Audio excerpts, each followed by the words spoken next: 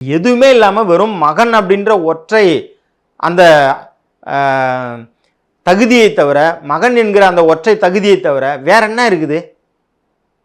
வேற என்ன தகுதி துரை வைகோவுக்கு இருக்குது? என்ன தியாகம் பண்ணிட்டாரு? எத்தனை முறை சிறைக்கு போனார் கட்சிக்காக? எத்தனை போராட்டத்தை நடத்தினாரு? ஆனால் ஏற்கனவே நான் சொன்ன மாதிரி இதில் கொடுமை என்னன்னா, ஒரு பட்டியல் சமுதாயத்தை சார்ந்த ஒருவர் இன்னைக்கு பாதிக்கப்பட்டிருக்கிறார். ஆனால் தமிழ்நாட்டில் ஒரு முற்போக்கு வாய் கூட வாயே திறக்கலை அப்படின்றது தான் இதில் இன்னும் அதை விட ஆபத்து.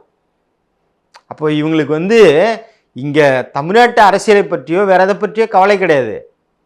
இவர்கள் திராவிடம் என்று சொன்னாலோ அல்லது இவர்கள் கூட்டணி வைக்கிறது ஏதாவது நடந்தாலோ மொத்த பேர் ஒன்று சேர்ந்துருவாங்க. அந்த வேலையை தான் தொடர்ந்து செய்து நிற்கிறாங்க. இது தமிழ்நாட்டு அரசியலில் நீண்ட காலத்துக்கெல்லாம் இது இருக்காது. யாராவது ஒரு தலைவன் உண்மையாக இந்த மண்ணுக்காக மக்களுக்காக வருவான். அப்படி வரும்போது இவர்கள் எல்லாருடைய அந்த நாடகமும் ஒரு நாள்